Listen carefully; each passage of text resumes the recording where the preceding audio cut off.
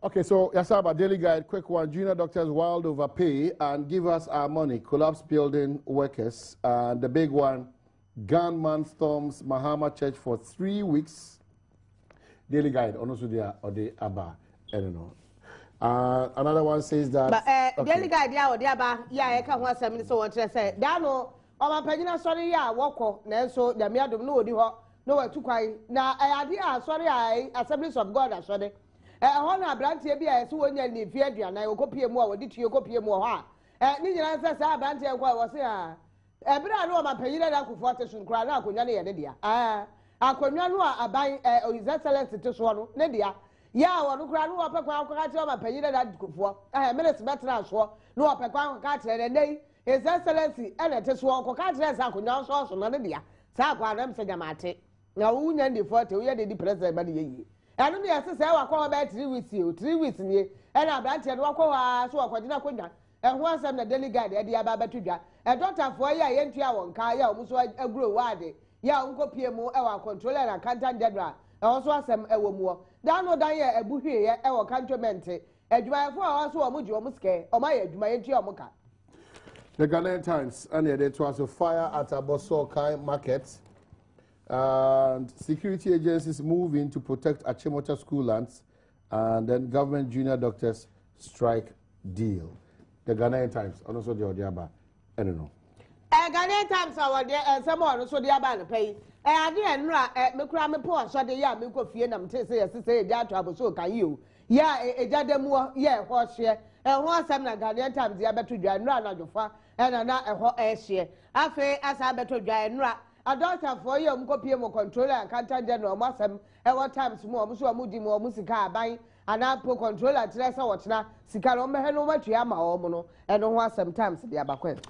Daily Dispatch 2016 Elections Alliance, CPP, MPP, PPP, PNC in talks, and analysis of the MPP election in Tema West. The Daily Dispatch, and also the Odiaba. I don't know, Daily Dispatch. Daily Dispatch, the Abba was a nay, a queer MPP, CPP, PPP, PNC, Wamina, Wamudis, our swap. The name is Wamo come home, a flag bearer about Kupeo. Say, Wamo, a jam flag bearer down, Peswamuko. Said, yeah, you, send your Omina Baquanimum, about the blacket, you become Wabamaka, a MPP who, so I'm back CPP who, so I'm back PPP who was him, and a dispatch at the Abba Jacob. Daily Graphic, compile new voters register, MPP appeals to EC, and let's engage more on TV license fees, Reku Man with gun in President Church for court today, the big one.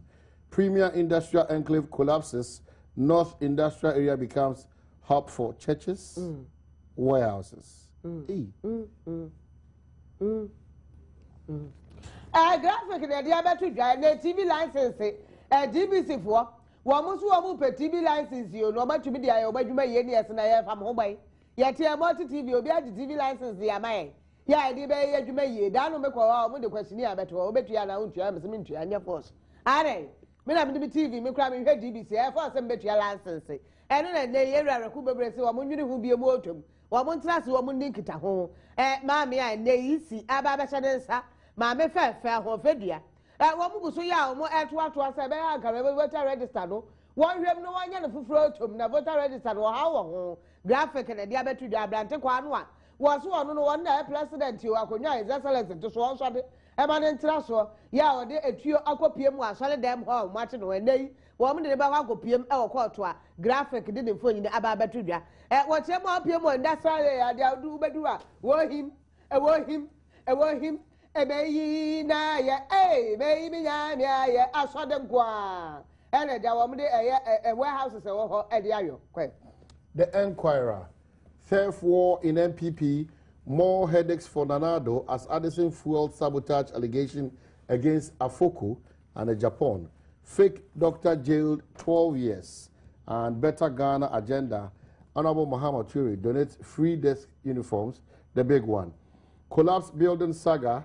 Correct the ignorant mistake, AMA tells media houses. The Enquirer. Someone, Enquirer, the Abba, what I said, I know, can't ɛda yɛ dwiri gu yɛ ɛna ɛda wɔn mo keka sɛ neɛ ɛhyɛ ɛmɛ ase wɔn ti wa na mɛ nkɔm dwiri gu yɛ kum nipa ewi ase ɛsɛ kukukuku wɔn bɛ kɔ pie mu hɔ a ɛntumi akɔ akɔsi aga wɔn ihu deɛ si yɛ mɛfoɔ ɛka sɛ baafo so wɔn kɔ mmeammea ahodoɔ ɛda yɛ sisi mmeammea a wɔn ahwɛ nsi ne yie wɔn mɛdwiri ne nyinaa gu ɛnɛ cantonment deɛ si yɛ no sɛ ɛde wɔn kyerɛkyerɛ okuva ndapɔ pepepe fɔɔto wɔyɛ hyɛ wase wɔsɛ mama wɔn fama sɛ mamu so mesra mu ada cantonment deɛ ɛyɛ na bɛyɛ yɛ mɛfoɔ akakye ɛno ho asɛm ɛna wɔn de aba abɛto dwa ɛnkwala na de aba wɔkyerɛ mu a na ɛyɛ ɔma nana adodankɔ akufo ado no lɔyɛ ni ɛyɛ wura ne sɛ ɛna ɛkasa yi n'esi mu ɔka nyinaa ne sɛ ne nipa bɔnfoɔ pɛ a wɔ paati ne mu ɛpipi foɔ paati chairman afoko wɔne kwabena gye japan ade se na ɛka yi wɔne kwabena gye japan ɛna nneɛma bɔ ne wɔ mu tiri mu a wɔn mmoa na n'ado ho asɛm na nkwala de aba bɛto dwa kɔ. Finally, the new crusading guide, but 1760 or text message. I don't know what they area on the court. No, no, the any court. Also, your court. I'm not trouble on the hall. I can't name. Well, I want trouble on. Okay. Or no, the court. We are not the court. MPP will not abandon Afram Plains, Baumia. Addison whips for Nana. Fingers Afoku, a Japan in sabotage plot. And Parliament versus the People, Contempt of Parliament or Contempt for the People, Part 2, Professor H. Kwesi Prempeh, and pressure piles on Zoom Lion Man to contest Ayawaso Central seats.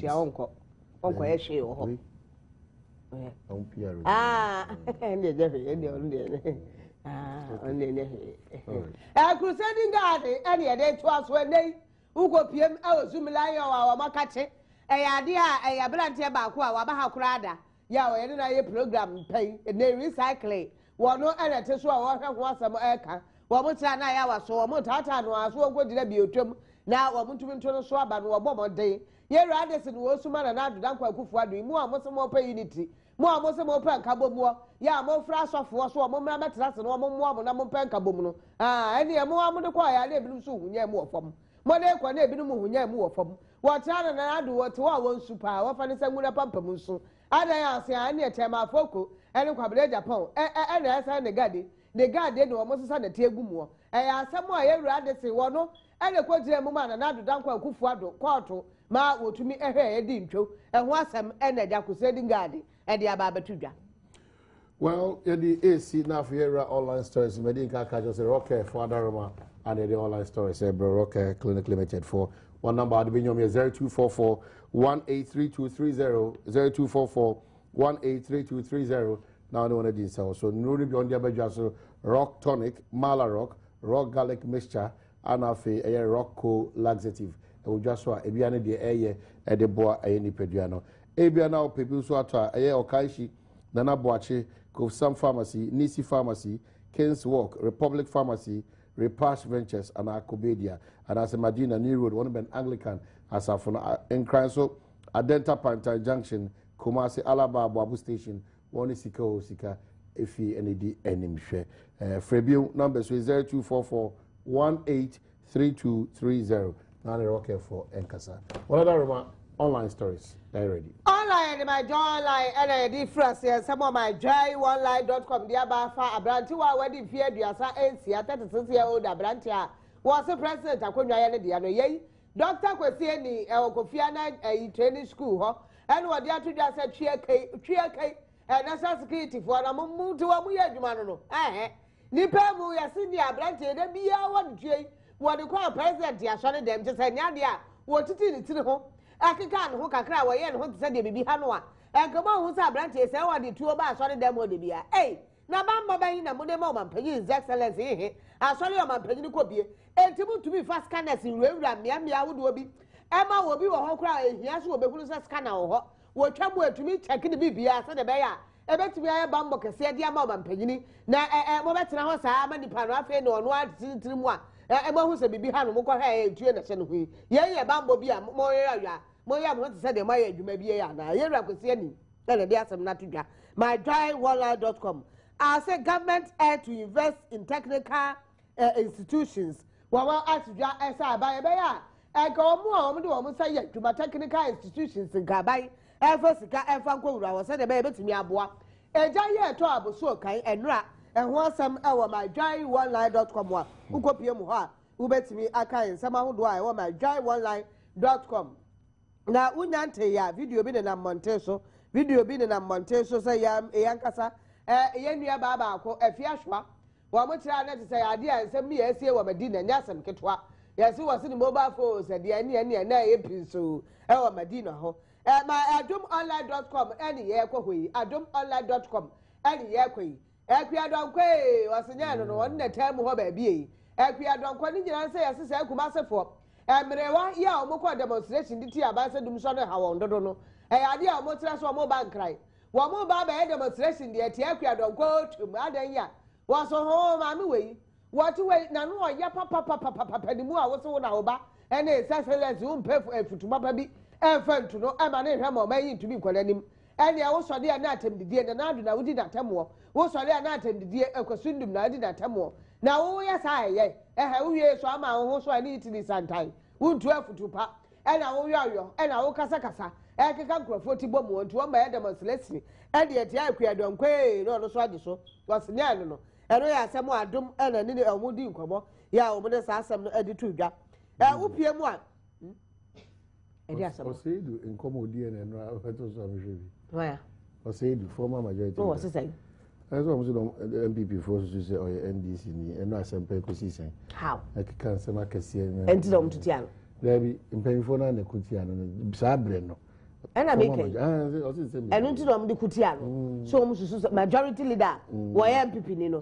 wo mo kwa ka so wo ye NDC ni nti wo mo kwa kutia no ne mo so de mo da mo de mutipa ye de mo mutipa ye o sem papa we kosi sa so try na dwene o very calm oh anu opeka support we find nice gentleman ena te say de be na apusu ne be no wa ma akasa o ka Carlos ahenkwa no kwan a wafa so wa start ni dwumedi yeah e che so betimi de nkabo mu kese pa ayi ya ti abre breaking news odofofo ensamu a edia aboso kai a ehwo ase eno so Adom online dia bakuma se ha kwato ya ade a wo mtira ahemfo bi ensa bi kuma wu nsem no na abeka wo ntwa me kan wi kuma wu nsem no ya sin dai me amenia ana edi nkunim omo ko tata nana no wa hima na dia asem no kwa kwato yo me amenia na edi nkunim wa hima na dia asem no kwa kwato sai ya dia kwato ensem no se dia kwa no kopie mu kwato ena kwato sai ya se wo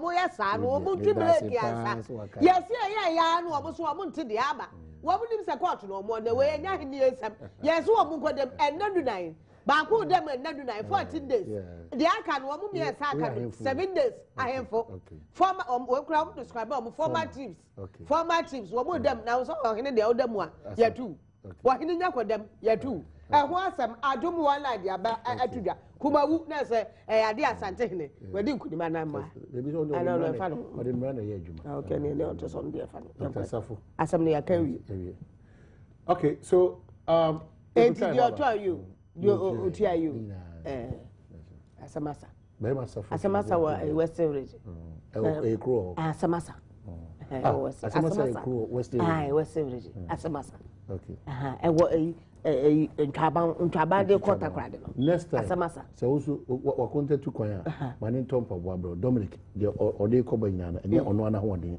na content free ama no ne ba eno atompa bo ama no na content atompa bo abre no nti we die force no okay all right ya kwaba ya ba ya betwa Optimistic. Okay, it can be done. We believe that it can be done, and it can be done today and not in 2 weeks' time, because we have gone through all the requirements. We've done everything that we were asked to do. So basically, there's nothing stopping us. And the Deputy Finance Minister, if I'm right, came on radio and said that it is not an issue of finances. There is money there. The only problem is that systematic things. But we've done everything. So if they say there's money there, and we've also done our part, then why can't we be paid today? As we've actually seen, the pay slips will be paid come the end of the month, and for the 27 of us, through Honorable's intervention, would be receiving the full 11-month salaries come Wednesday 2 o'clock at the various institutions.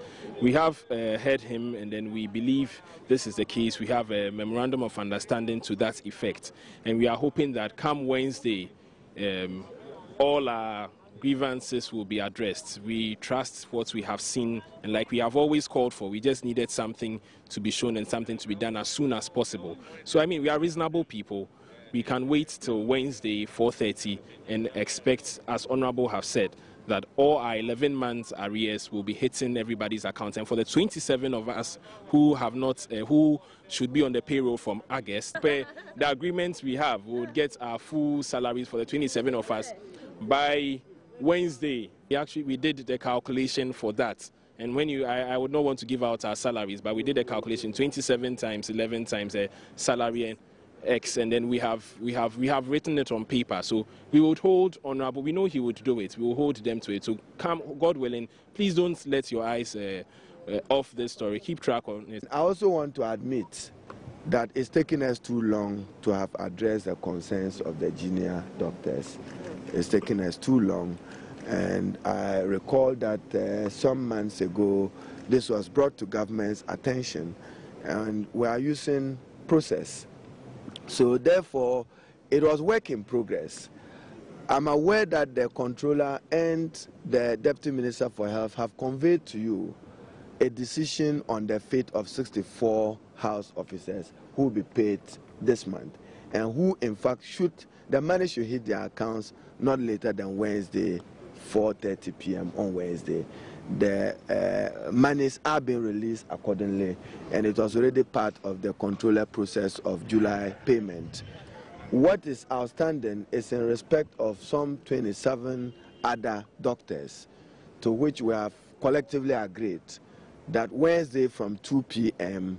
we will find a mechanism through their health institutions for them to receive some compensation, whilst Controlling Accountant General finalizes the process for them to get their salaries and pay in August.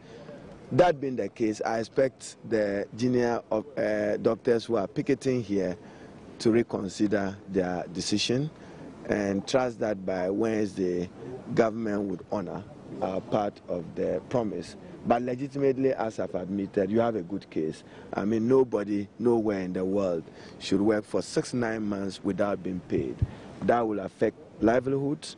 That will affect even daily movement in terms of transportation in and out of work, and that will affect upkeep.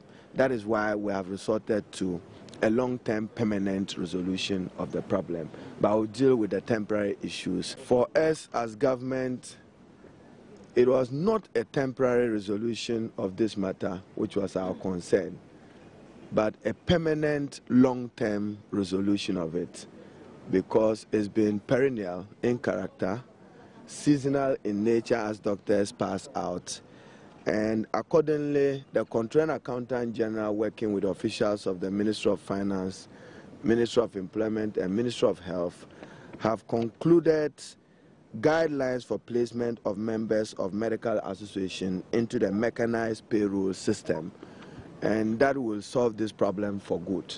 And I'm proud to announce it that it's a major intervention that we will action in the coming days.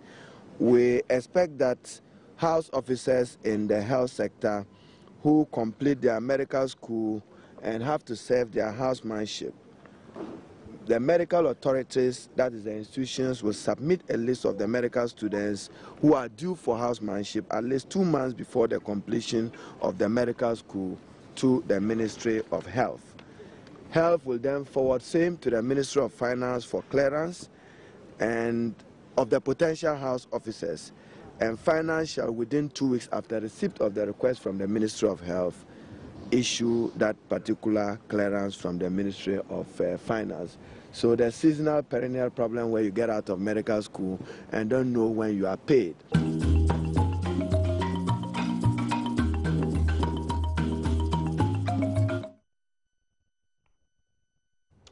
Well, so Minister, what is audience somewhere to Akwemuna, all my junior doctors no around 91, almost Harry or Kakra and share for a Guakwemu. But then, one spokesperson, Dr. Atefa, good morning. Apom to say.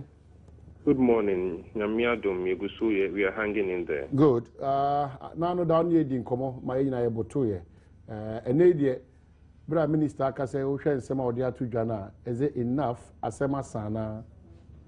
Oh, enough there. We cannot see here they say on my word. I mean, we have a documentary evidence on my showing. In fact, we are quite confident, but we would wait to see say if on my word no more their mind if it's as good as gold, because almost say Ochina by 2:30, 4:30. I mean, Yaba Scramford said we are prepared to add 2 more days just in the spirit of goodwill. Say negotiations there. We have a human nature. And see, me know say me need that me phone to and I do now made the I'm hoping that one shall at any point in time, a bank has been my notification. I'm sorry, maybe some colleagues are kind of someone the same notification, and I start here dying because many of them are yabre, papa, yabre. Okay. Yabre. Well, but money Minister Nkita Odieni no Osha ebede di enti anasa titiri kakara ba o makatu no ho ana ntirimu kakra bi bae. But I mean, it all boils down to my main statement for a fact. Said the near can be honest. Contrary to what some officials would come in on Baba radio to say, and I'm submitted documents. And right, your trauma say true. Your submitted documents. We all get back to the conclusion. Say, it's a product of systemic failure. Somewhere along the line, someone not decides, or someone's own decided to obey a job. Instead, say obeying a job without being told, or trained for such situations to arise and sana, pushing things in quickly. That reactive nature. No, you see, they promised that they would deal with it, and in fact, for the long term, the Krampo, Honorable Haruna and then the GMA have come up with a document at which, if we believe that which is if it's followed religiously now. The past. This should be the last batch of doctors that they would have to agitate for their salaries after the CABA medical society. It meets now next year, more movie I be induction next week. It meets now CACR. Then I don't know where we are going to as a nation. But I'm hopeful. Say Honorable Haruna Idris Waka the documents is there. GMA are very well on this. I'm hopeful say it will happen again. Okay, so finally, in common amodi ni nkrata amodi mo sa hyehyɛ ase no. Bibia di adanse say now you're on course. Bibia di adanse say now we are waiting for Wednesday or by close of Friday to see if their word is good as gold.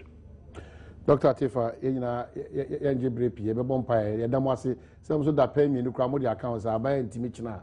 As a achia namienu as achia ifiada abanye ukwada nti modi namienu aka ho nti achia kra ifiada ese mu se o bank no bibi ye pimpin wo phone so a na ese demand sa sanete okay okay when I make sense me dey me kra me ni o mo nya adwen wo sa ho dare ono so this guy man so Wednesday wo do man 2 days say so say ma wa sa ko o so mpe so o mkire o say be nya kire no na ye bre kire no e bia wo kire na afa nipa na wo so ma ukwada nka ukwada wo ma ni fiada no be ka so okay ne wo ma fiada next week but see ukwada no wa sa ko ukwada but so o mo je di say Asem na minister kan e betima aye ho say okay doc ye da CPR no pay we wish you also well say mo so manya bre monya adaje dia somye na afire musika Asem na ewie pe ye da sepa. Well, down for Jaheba products other room. Sagana how ma banya doctor what? Mom do ma samba ntemu. Yaka. Because a teacher for us 2 to 3 years ni. Hey. E bi yentua o mo ka, e bi wa yentua ye ma mo 3 months pe. Di aka yentua ye immigration for, a nurse for bi. Say wo mo nyina so wo ha wo mo de bi afi wo mo. Wa. Na wo no ma ba nya doctor na wo problem. Omon kan. O say. Omon kan. Na say be bia dem re ye just cry bo bi wa ha. Immigration for, a teacher for, a nurse for bi. Oh, yentua o mo ka we no wo dia dey. O PK go so. Was a teacher for be a trade 2 to 3 years. Yet you are 3 months penny at the bar. What the trunk in the trade. One penny. All right, yeah, this year I'm saying now, DSP Kodia wanted that from late Mrs. Eva Sewa Boache, Nyami Adman, the 1st of August, Miminda we are a King Solomon Gardens, Dan Suman, roundabout area on them. Late Mrs. Eva Sewa Boache, DSP Kodia wanted no. And 7 no sana etie ema yako ana eche bushafo nyina so yaka se bre ti say modern and so mo shedding na bibi wa yan there's our prison for officers and extra baby omo danye enti ebe ya ba nhwe no mo nka no ma share yi na se no there be no ye for prisoners na kasa there be omo so mo the officers no omo the officers na ka omo we officers ji baby omo da car say the omo comfortable ones enuane omo di hospital ahodo omo so omo Ghana for betua say sika no so the baby betimi dia fiasi project fiasi ye betua one Ghana for your pocket yo ye betua ebesia na afia makwa ma wallace e dey agokansi e dey abro eno akiri na afia yakura ne mpensempensemu ana afia efisemu yeko wallace ikrado